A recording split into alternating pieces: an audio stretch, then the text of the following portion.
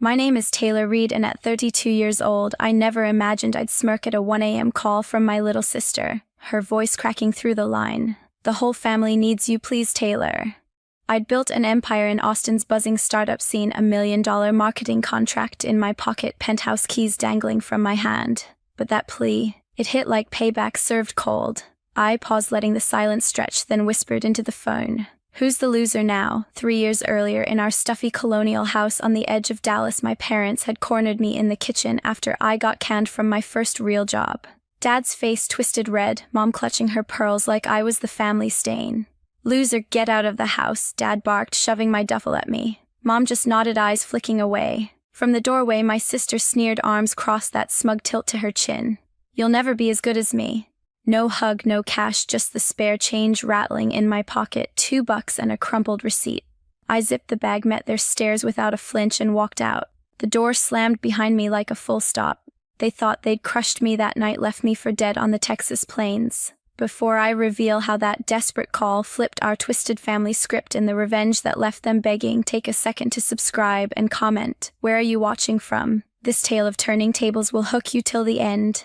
That night, as I floored it to Austin, I cracked open the folder I'd buried in my glove compartment for years.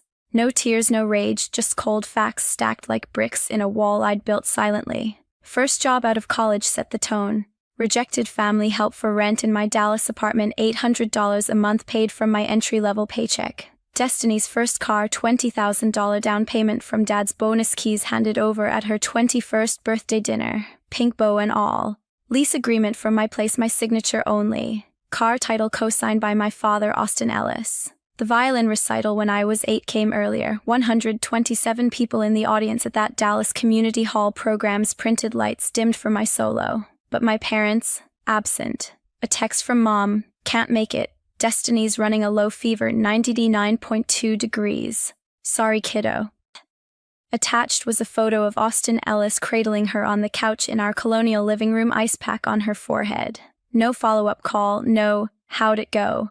When I got home with the participation ribbon, the piano competition followed statewide at 14. Silver trophy clutched on a bus ride home alone, 3 buses across Dallas, no ride from them because Destiny's cheer practice ran late. Entry form signed by me, forged Mom's okay since she was too busy with Destiny's uniform shopping. Score sheet, second place, judge notes praising technique, but the seat next to me empty during awards. High school graduation. Valedictorian speech podium under the Texas sun at our Dallas High School stadium. Empty seats, front row. They were at Destiny's middle school awards, BBQ, her name etched on a plaque for most spirited. Video showed Dad hoisting her up, Mom snapping pics amid grill smoke. My speech downloaded from school, cite me alone, words echoing. College tuition in numbers. University of Portland, 4 years, loans $45,000, total interest compounding during campus shifts. Destiny full ride gifted $80,000 wired from savings, no strings. Bank statements, screenshot transfers, same month as my promissory note. My wedding, the kicker, small Dallas chapel ceremony, $500 from them for flowers. Same year, Destiny's high school, bash $15,000 on catering, live band, backyard 10. Receipts from planner, emails for her dream event while mine, budget's tight. Data didn't lie, 15 years. Family chest, 3 praises for me. Good job report card, Taylor. Destiny, 847, our star, to heart emojis. Emails, Mom 47 to me. Independence tips, 312 to Destiny, proud of you. Tags, photos, 12 group shots, me 340 her. Financial ledger, 0 to me since 18.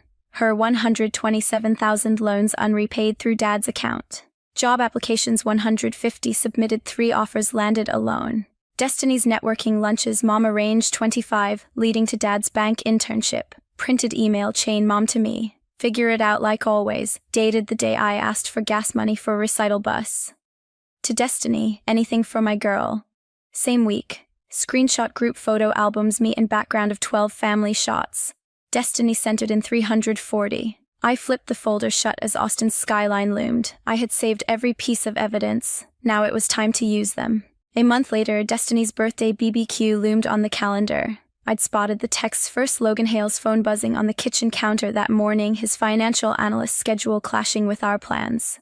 Miss you already, from Sierra Grant, his junior colleague at the Dallas firm, timestamped during what should have been our anniversary lunch. Photo attached them at a coffee spot near her desk, her hand on his knee. My hands steadied as I forwarded the chain to my lawyer. No scream, no tears, just a quick pack of the evidence folder. Destiny's party was that evening, backyard spread at our colonial house, 50 guests from her cheer circle and Dad's bank buddies. Mom had texted earlier, "Don't miss it, big day for her." The grill smoke hit me first when I pulled up, trucks lining the drive. Laughter spilled over the fence, ribs charring on the pit. Destiny held court by the cooler, her laugh cutting through 28 and radiant in that sundress Mom bought. Guests clapped as she blew out candles on a 3-tier cake. Our star piped in frosting. Dad raised his beer, to Destiny, always shining. Mom beamed, arm around her. No glance my way. Logan stood awkward by the fence, Sierra absent but her shadow in his fidget. I stepped through the gate, folder tucked under my arm like a briefcase. Conversations dipped as heads turned. "Taylor," Mom said, voice pitching up. Destiny froze mid-slice, knife hovering. "What are you doing here?" I walked straight to the long oak table, cleared a spot amid the potato salad bowls. Guests circled, phones slipping out. Dad's face hardened. "This isn't the time." I flipped open the folder, pages crisp under the string lights. "Oh, it's exactly the time." Voice steady, I pulled the first sheet, recital program. Violin solo, 8 years old. 127 in the audience. You text about Destiny's fever, 99.2 degrees. No call after. Murmurs rippled. Mom's hand flew to her mouth. I slid to graduation transcript. Valedictorian podium, empty front row. You at her middle school, BBQ plaque for most spirited. Destiny snatched at the air. "Stop, this is my party." Next, loan docs. My Portland tuition, 45,000 borrowed, paid solo. Yours, 80,000 gifted, no repayment. Screenshots followed, text logs, 3 praises for me over 15 years, 847 for her. The crowd thickened, whispers turning sharp. Dad lunged forward. "Enough, get out." I gathered the stack, held it high. Wedding receipt gleamed, last 500 from you for mine. 15,000 for her bash. Patterns clear, you chose her every time. With a flick, I tossed the folder onto the table. Papers scattered across, ribs and coleslaw fluttering into the grill smoke. Gas erupted. One sheet caught flame, briefly curling black. Mom sobbed. "Taylor, please don't humiliate us." Destiny shoved through. "You're just jealous, always have been." Dad's voice boomed. "You're ruining everything." I met their eyes, folder ashes drifting. "From now on, I'm the enemy you made." Turned on my heel, gate creaking shut behind. What would you do if you had to face your family in front of a crowd like that? Weeks turned into a calculated silence. No breakdown in some cheap motel off I-35. Instead, I wired $5,000 to a licensed private investigator in Dallas, ex-cop named Harlan Profile. Crisp on his site, discreet tales, financial digs, no traces. Track Destiny Vaughn. I typed in the intake form. Every move, every dollar. His first report landed 2 days later, PDF bundle, timestamps precise. Destiny at a casino off the interstate, slots dinging as she fed 20s into machines. Debt log, 30,000 owed to the house, mark assigned by Dad's bank contacts. I filed it under leverage. The 5-year blueprint came next, sketched on a napkin at a Waffle House exit. Succeed where they fail. Monthly checkpoints, income targets, network counts, intel drops. App downloaded, Habitica gamified grind. First milestone, relocate. Austin hit midweek, U-Haul trailer rattling behind my used Civic. Block numbers first. Mom's, Dad's, Destiny's, even Logan's for good measure. Facebook purged, unfollowed. The family album archived, my profile to private. No goodbye post, no new chapter caption. Just gone. Retail gig locked, day 1, 16-hour splits at a South Congress boutique, folding graphic tees for tourists. Night shifts bled into Coursera tabs, startup marketing certs, modules on SEO for music labels, analytics for viral drops. Professor's voice droned through earbuds, pivot or perish. I pivoted. First paycheck cleared $2,000 net. Half to Harlan for monthly surveillance, half into Coinbase. Bitcoin wallet set up in 10 minutes by low HODL through dips. App notifications pinged, first gain 200% climb by quarter's end, compound ticking like a bomb. Network build started, small SXSW badge snagged off Craigslist, under $300 for general admission. Conference week, I hit every panel, tech panels on app monetization, music stages, scouting indie acts. Business cards swapped, 500 LinkedIn ads from label execs to podcasters. Pitch line honed, Taylor Reid specialist in authentic branding, no fluff, no spill on Dallas rot. Harlan's updates fueled the fire. Destiny's Etsy shop live fake merch listings for concert tees, knockoff designs, reviews spiking then tanking. Jordan Walsh pinged mid-month cousin text chain leak. Heard about the party video, neighbors skipping dad's block parties now. They're calling your folks the failure factory at the country club. Attached screenshot of a local forum thread, usernames redacted, posts piling, Ellis family drama stay clear. PI report escalated, parents mortgaged the colonial first time, 50,000 pulled for Destiny's inventory. Harlan's note, deed filed yesterday, equity dipping fast. I cross-referenced the blueprint, year 1, check relocation complete, investments seeded, intel flowing. Habitica chime level up. Harlan's invoice hit inbox, tail logs, casino cams blurred for privacy. I approved payment, added note, deeper on the shop. The plan hummed. Now wait for karma. 18 months blurred by in relentless grind. No one in Dallas caught a whisper of my climb. From folding tees at that South Congress boutique, I clawed to marketing manager at a music tech startup in Austin, pulling $120,000 a year by year end. My pitch deck for a festival app sealed the deal. Execs signed off in a glass-walled boardroom, handshakes firm. Crypto paid off bigger. That $2,000 seed from retail wages parked in Bitcoin on Coinbase spiked 400% through market surges. I cashed out wired funds straight to escrow and signed for a condo overlooking Lake Austin. Keys in hand, I stood alone on the balcony, check stub in my name only. This empire's mine. The campaign came next, ironic twist. Leading a startup's anti-scam push for music merch, I mapped fake listings like the ones Destiny peddled. Data crunch, 10,000 flagged accounts, Etsy's fraud team looping in. Our pitch hit SXSW, interactive screens blazing with my slides. Judges handed us the Innovation Award, my name on the plaque, network swelling to 2,000 contacts, label. Owners, festival runners, no mention of family baggage. Dating shifted to. Cody Lang, pediatric surgeon with steady eyes, met me at a tech mixer. 6 months and over tacos at Torchy's, I spilled the Dallas fallout. His hand found mine. You're a warrior, Taylor. No pity. Just respect, relationship solid, no cracks from my late nights. Harlan's PI reports kept flowing, each PDF colder than the last. Destiny's arrest hit Dallas Morning News, wire fraud, $1.5 million swindled through fake concert tees on Etsy. Court filings public, her shop collapsed under chargebacks. My parents, Austin Ellis and mom, filed Chapter 7 bankruptcy, colonial house auction to cover Destiny's debts. Deed transfer confirmed, sold for pennies. Jordan Walsh, cousin on the text chain, dropped updates unprompted. Family's done at reunions, he typed. Aunties ghosted after the news broke.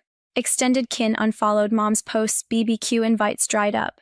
Dallas neighbors swapped whispers at the country club, Ellis name now mud. Destiny's boyfriend bolted when Reddit threads lit up. Dallas subreddit exploded. Local influencer scams fans, screenshots of her listings, fake Nirvana tees, forged festival passes racked thousands of upvotes. His profile went dark, no trace by her side. I read it all on my iPad propped on the condo's marble counter. No smirk, no fist pump, just a click to close the tab. Harlan's invoice cleared $200 for the final report. My focus stayed locked, next campaign, next dinner with Cody, next milestone. Morgan Ellis, my assistant and friend, texted about her family's Tex-Mex night. You're one of us now, she'd said, her mom piling my plate with enchiladas. Chosen family, no strings. Destiny's scam wasn't my win. Their collapse wasn't my goal. I'd built this life despite them. Have you ever watched someone who hurt you crash from afar and felt nothing? Then the calls started flooding in. Mom's number lit my phone first, 2 a.m. from the Dallas area code. Her voice cracked through static. Taylor, we need you, Destiny's in jail. Please help her. I let the voicemail sit unanswered. Dad's call followed at dawn, gruff and pleading. We're blood, Taylor. Forget that party nonsense, come home. I swiped decline, no callback. Destiny's turn came next, patched through from county lockup. Taylor, I'm so sorry, she whispered, voice shaky over the recorded line. I need $20,000 for a lawyer. Please, you're my sister. I saved the message, but my fingers didn't dial back. No rush, no guilt. I leaned back in my Austin penthouse, city lights glinting off the Colorado River below. My analysis was ice. They didn't want me, they'd run out of options. This wasn't love. It was desperation clawing from a Dallas ditch. Helping now would just restart their cycle of favoritism, Destiny's face plastered on their every choice.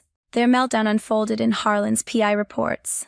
Dad, once a bank manager, quit after a depression diagnosis. Office badge turned in at the Dallas branch. Medical bills stacked $3,000 unpaid from his last ER visit.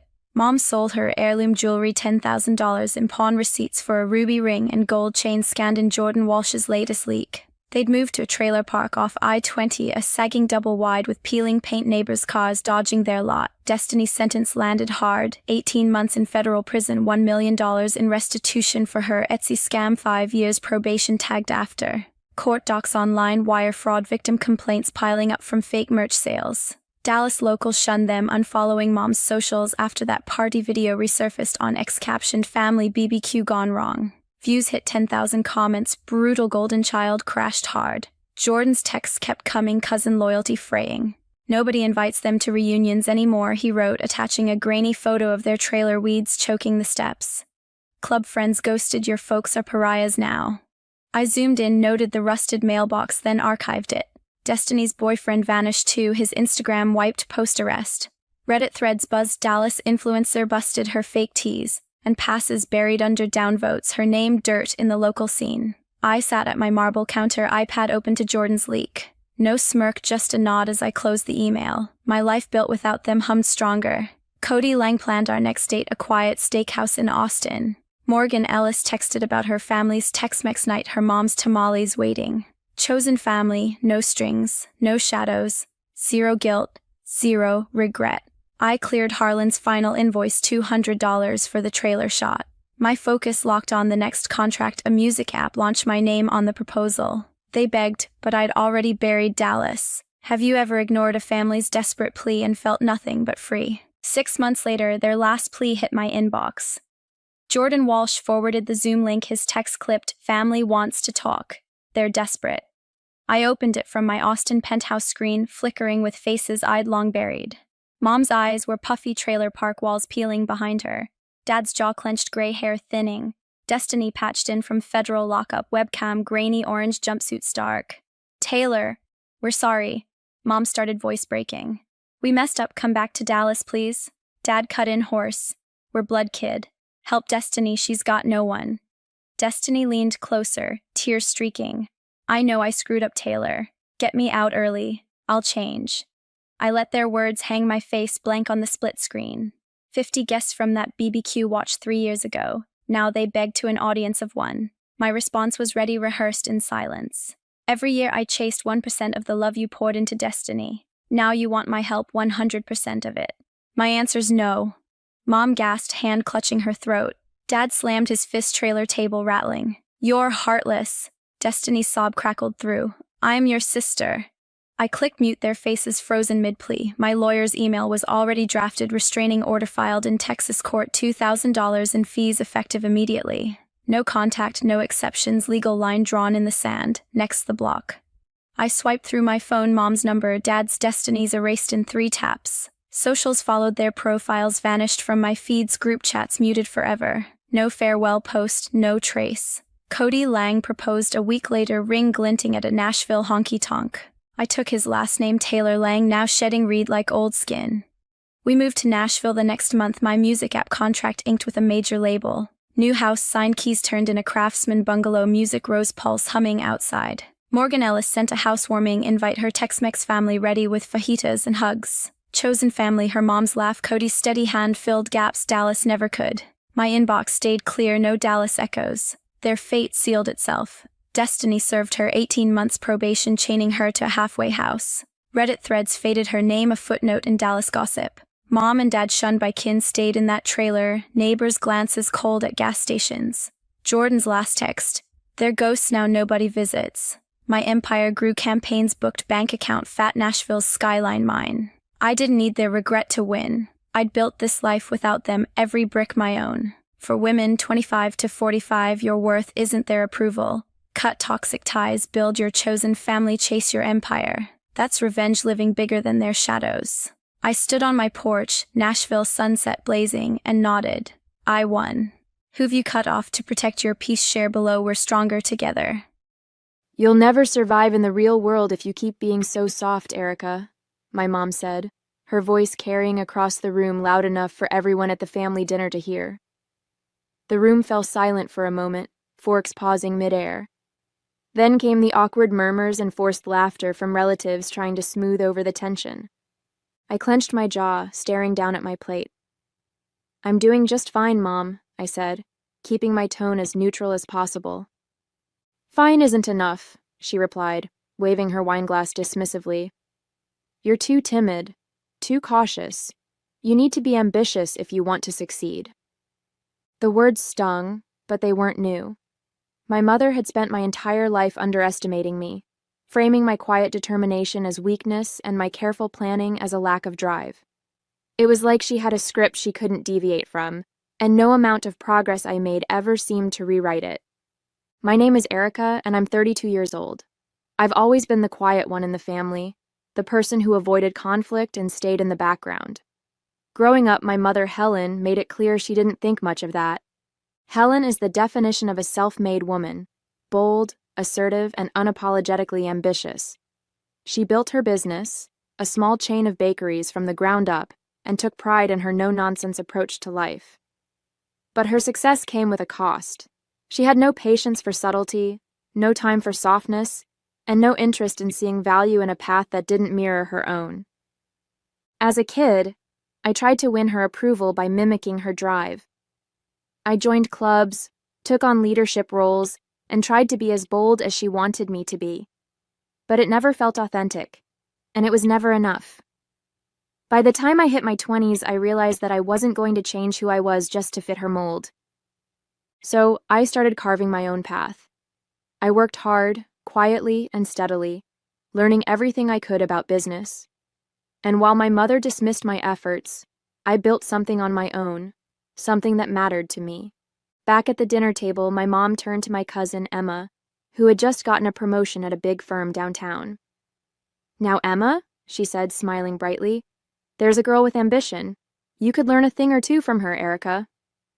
I smiled politely, but inside the familiar frustration simmered. I'd learned long ago that no matter what I did, it wouldn't be enough for her. But I was done trying to prove myself to someone who refused to see my worth. After the dinner, I drove home in silence, gripping the steering wheel tighter than necessary. The city lights blurred past the window, but my mind was still replaying my mom's words. "You're too soft. Not ambitious enough." It was the same criticism she'd been lobbing at me since I was a teenager, and no matter how much I accomplished, it seemed like she couldn't see beyond her narrative. When I got home, I dropped my purse on the kitchen counter and collapsed onto the couch. My phone buzzed with a text from Lydia, my best friend. "How'd dinner with your mom go? Do I need to bring ice cream?" I laughed despite myself, typing back, "She compared me to Emma again. And apparently, I'm still too soft for the real world." Her reply came almost instantly. "Oh, please. You could run circles around Emma. She just has a bigger mouth." I smiled at my phone, grateful for Lydia's unwavering support. She'd been my sounding board for years, always quick to remind me of what I was capable of, even when I doubted myself. It hadn't been easy, but I'd worked my way up to being a successful entrepreneur. My company, a small but growing digital marketing agency, was thriving. I'd started it from scratch in my mid-20s, pouring countless late nights and weekends into building something I could be proud of. But my mom never asked about my work. To her, it wasn't real success unless it fit into her mold. Brick-and-mortar businesses, physical products, something tangible she could point to. I didn't need her validation, I told myself over and over. But a small part of me still wanted it, even if I knew it would never come. The next morning, I was at my desk reviewing client reports when a familiar name popped up on my phone screen. Richard. He'd been one of my mom's most loyal employees for years, a steady presence in her bakery chain since I was a kid. "Richard," I answered, surprised. "What's going on?" His voice was calm but serious. "Erica, I thought you should know. Your mom's business is struggling. The past year's been hard and we've had to close a few locations. She hasn't told the family yet, but I didn't want you to be blindsided." I felt a pang of concern. Despite everything, I didn't want to see her fail. "Thanks for letting me know," I said. After I hung up, I sat back in my chair, my mind racing. The bakeries had been my mom's life's work. If they were in trouble, she wouldn't ask for help. Not from me, at least. But maybe I could do something about it. I couldn't shake the conversation with Richard. My mom's bakeries were more than just a business. They were her pride, her proof to the world that she'd built something from nothing. The thought of her losing them, even after all the hurtful things she'd said over the years, left a pit in my stomach. For the next few days, I couldn't focus. Every email, every meeting, every task I tried to complete felt overshadowed by the knowledge that my mom's legacy was crumbling, and she was probably trying to shoulder it all alone. Finally, I called Lydia. "I can't just sit here," I said, pacing my apartment. "I need to do something." She didn't hesitate. "Then do it. You've spent years proving you can handle anything life throws at you. If anyone can turn this around, it's you." "But she won't ask for my help," I pointed out. "She doesn't even think I'm capable."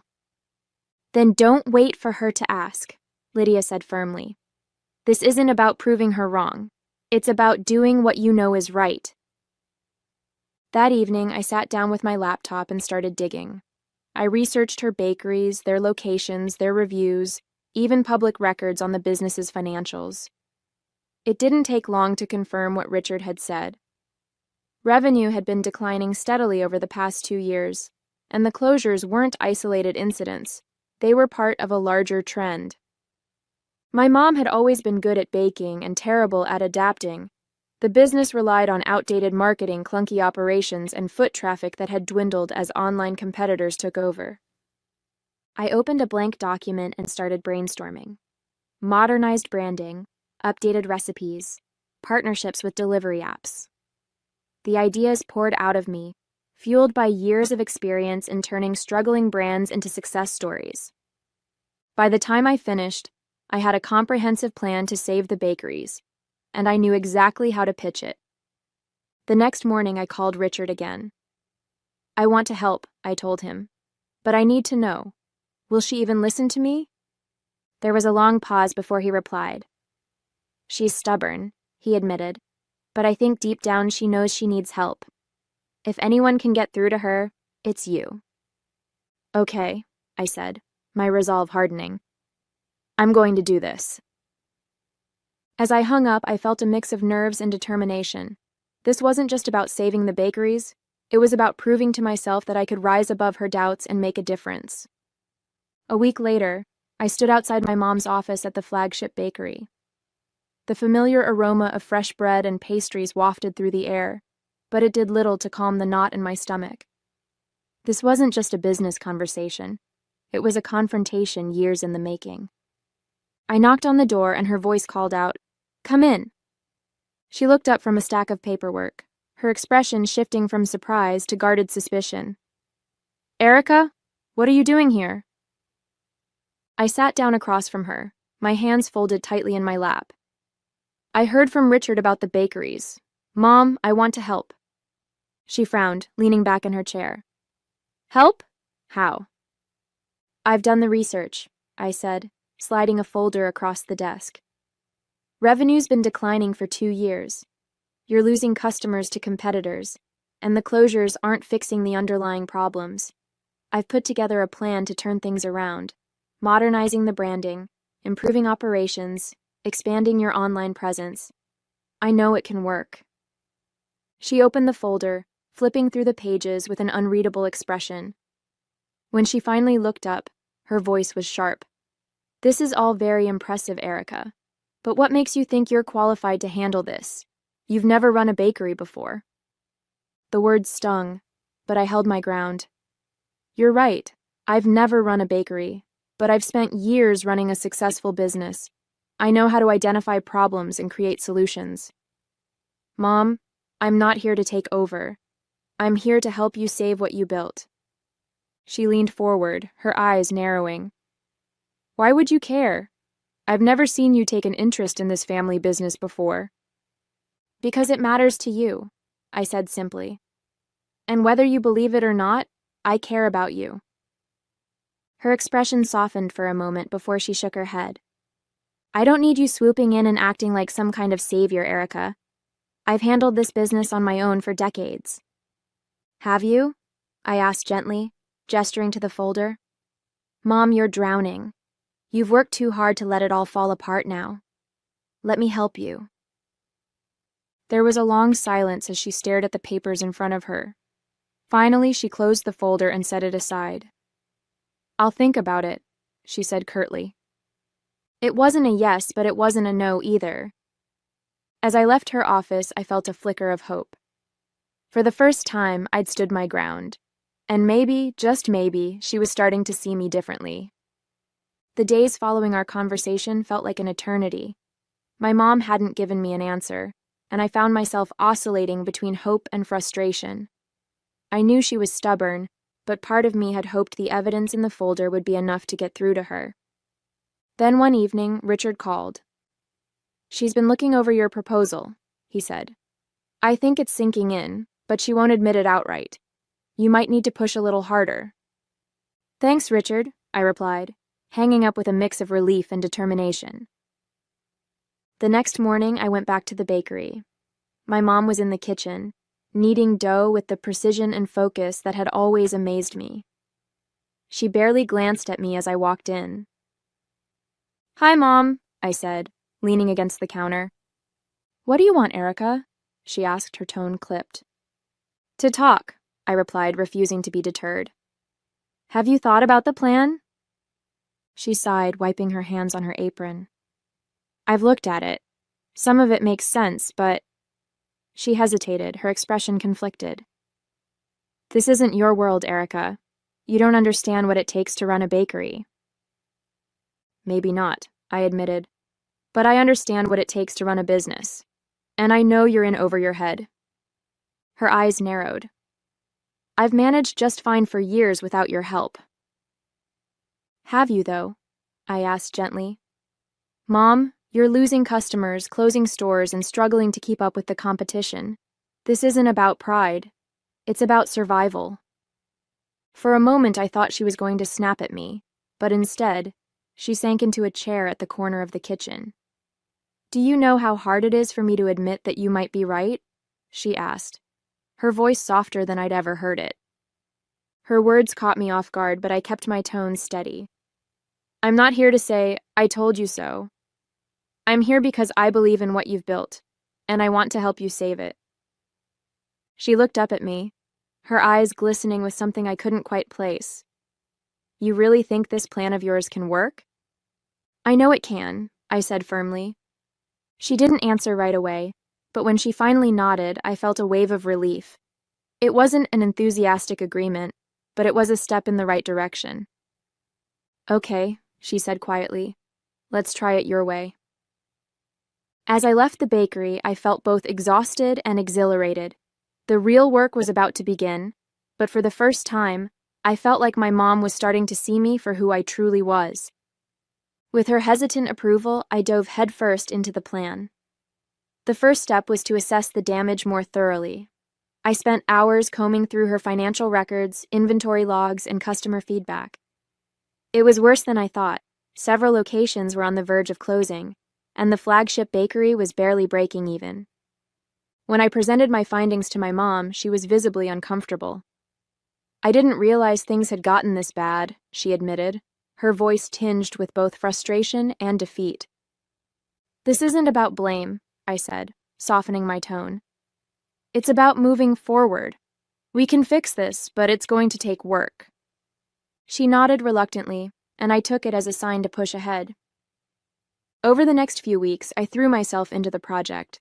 I worked alongside Richard and the remaining staff to modernize operations. We revamped the menu, updated the branding, and set up partnerships with local delivery services. At first, my mom hovered over every decision, questioning my methods and second-guessing my choices. Are you sure this is going to work? She asked one morning as I updated the bakery's website to include online ordering. Mom, trust me, I said, trying to keep the impatience out of my voice. People want convenience. If we don't adapt, we'll lose even more customers. She crossed her arms but said nothing, watching silently as I finalized the updates. Despite the tension, there were small moments of progress. One afternoon, as I worked on creating a social media campaign, she brought me a cup of coffee. I didn't realize you were so good at this stuff, she said awkwardly. I smiled, taking the coffee. Thanks, it's what I've been doing for years. She nodded, her gaze lingering on the screen. Maybe I should have paid more attention. Her words were quiet, almost like an afterthought, but they hit me hard. For so long, I'd wanted her acknowledgement, and this was the closest I'd ever come to getting it. As the weeks went on, the changes started to show results. Foot traffic increased, online orders rolled in, and the staff seemed energized by the new direction. Even my mom began to loosen up, offering fewer objections and more hesitant nods of approval. One evening, as we closed up the flagship bakery, she looked around the bustling space and said, "I didn't think we'd ever see this place busy again." "We're just getting started," I replied, feeling a spark of pride. For the first time, it felt like we were truly working together, and maybe even starting to understand each other. The turnaround wasn't easy, but it was happening. By the end of the first month, the flagship bakery was finally profitable again. Customers who hadn't visited in years were coming back, drawn in by our revamped branding and the buzz created by our social media campaign. Online orders grew steadily, and even the staff seemed revitalized, embracing the changes with enthusiasm. But not everything was smooth sailing. My mom still had moments of resistance. One afternoon, while we were reviewing the performance metrics, she frowned at a chart showing the spike in delivery orders. "I just don't understand why people can't come into the store anymore," she said, her tone tinged with frustration. "The whole point of a bakery is the experience." I took a deep breath. "Mom, it's not about replacing the in-store experience. It's about giving people options. Some of these customers might never have come in otherwise." She crossed her arms, clearly unconvinced, but instead of arguing, I opened the comments section of our new Instagram page. "Look at this," I said, scrolling through the feedback. "People are loving the delivery option. It's brought in a whole new audience." She leaned over, squinting at the screen. One comment read, "So glad I can get my favorite croissants delivered. Haven't been able to visit in years, but now I can enjoy them at home." Her expression softened and she gave a small nod. "Maybe you're onto something," she admitted reluctantly. It was small moments like that that kept me going. Slowly but surely, my mom's attitude was shifting. She still had her doubts, but she couldn't ignore the results. Richard was a huge help throughout the process. He'd been with the bakery since its early days and knew the business inside and out. His support made it easier to bridge the gap between my mom's traditional ways and my modern strategies.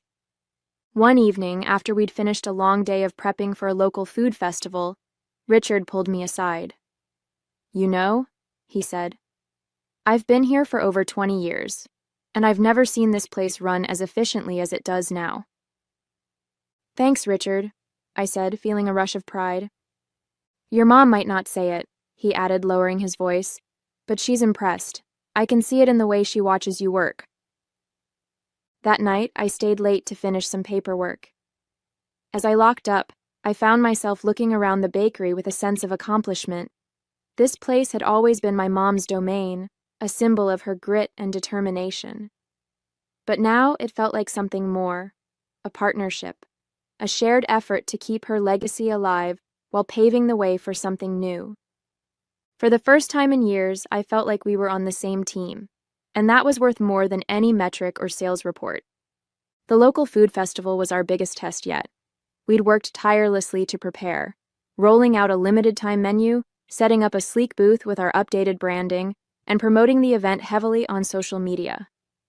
It was a chance to show the community how far the bakery had come, and to prove that we could compete with modern, trendier businesses. The day of the festival, the energy was electric.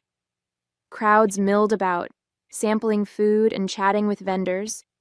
Our booth, adorned with fresh flowers and colorful signage, drew a steady stream of customers.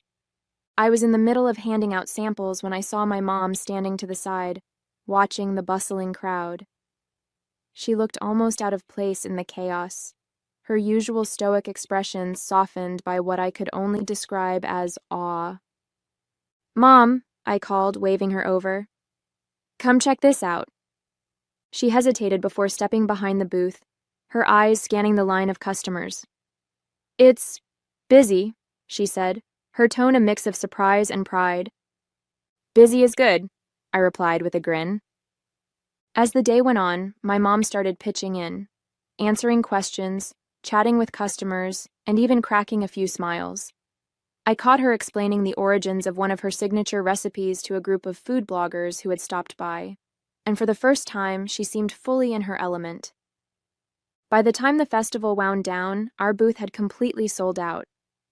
I collapsed onto a nearby bench, exhausted but exhilarated.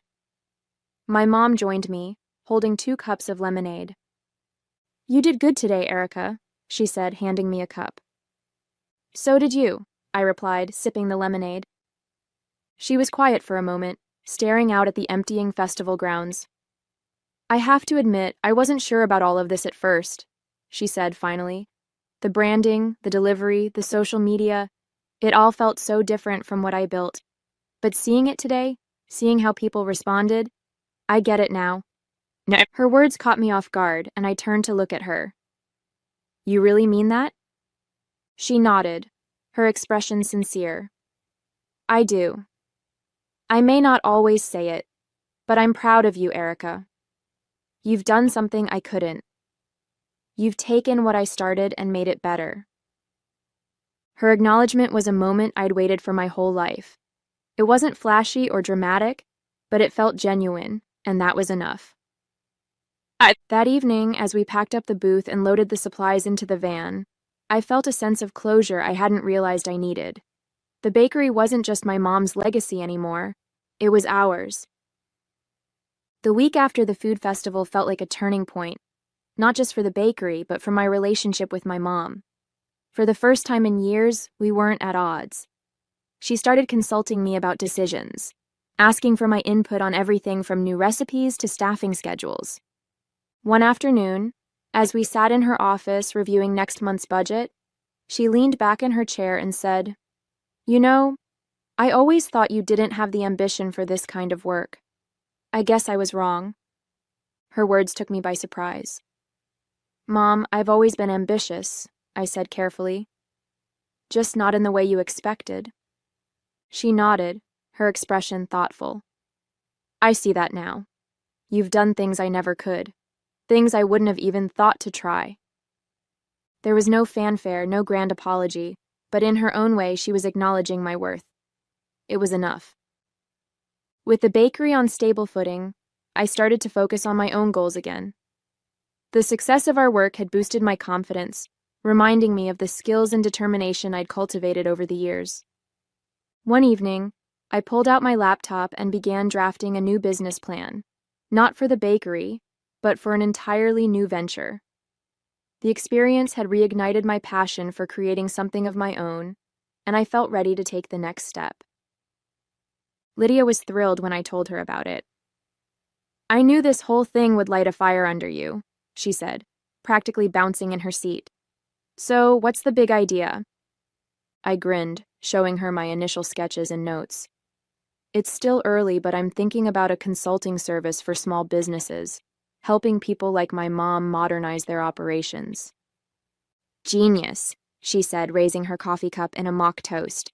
"Here's to Erica 2.0, conquering the world one business at a time." Despite the excitement of planning my next venture, I made sure to stay involved with the bakery. It wasn't just about the business anymore.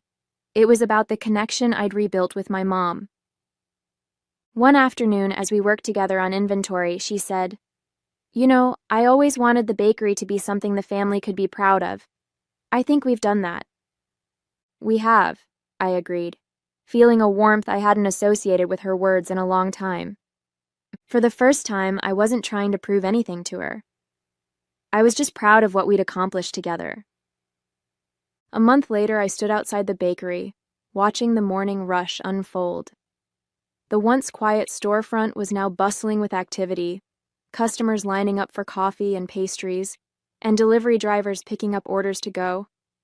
It felt surreal to see it thriving again, not just as a business, but as a reflection of everything my mom and I had worked through together. My mom stepped outside to join me, carrying 2 cups of coffee. She handed me one and gestured toward the line of customers. "I still can't believe it sometimes," she admitted. "All of this, it feels like a second chance." I smiled, taking a sip of the coffee. "It is a second chance. For the bakery and for us." She nodded, her expression uncharacteristically soft. "You know, I wasn't always fair to you, Erica. I thought I was pushing you to be stronger, but looking back, I see that I was just projecting my own fears onto you." Her words caught me off guard. My mom wasn't one to admit fault easily, and hearing her acknowledge the impact of her actions was more meaningful than I'd expected. "You don't have to explain," I said gently. "I get it now. You wanted the best for me, even if it didn't always come out the right way." That evening, as I sat at my desk working on the business plan for my consulting venture, I felt a sense of clarity I hadn't experienced in years. The bakery's success had taught me so much, not just about business, but about resilience, relationships, and the power of believing in myself. I glanced at my phone and saw a message from Lydia. "So, when's the big consulting launch? I'm ready to be your first client." I laughed, typing back, "Soon. You'll be the first to know." As I closed my laptop, I felt a deep sense of satisfaction. The bakery was thriving, my relationship with my mom had transformed, and I was finally stepping into a future that felt entirely my own. A week later, my mom surprised me with a small celebration at the bakery. She'd invited the staff, Richard, and even a few loyal customers. As we toasted to the success of the business, she raised her glass and said, "To Erica, the one who brought us back to life." The applause and cheers filled the room, but it was the look of genuine pride on my mom's face that stayed with me. This wasn't just her bakery anymore, it was ours. And while the journey had been anything but easy, it had brought us closer than I ever thought possible. As I left the celebration that evening, I couldn't help but smile. The future felt wide open, and for the first time I was excited to see where it would take me.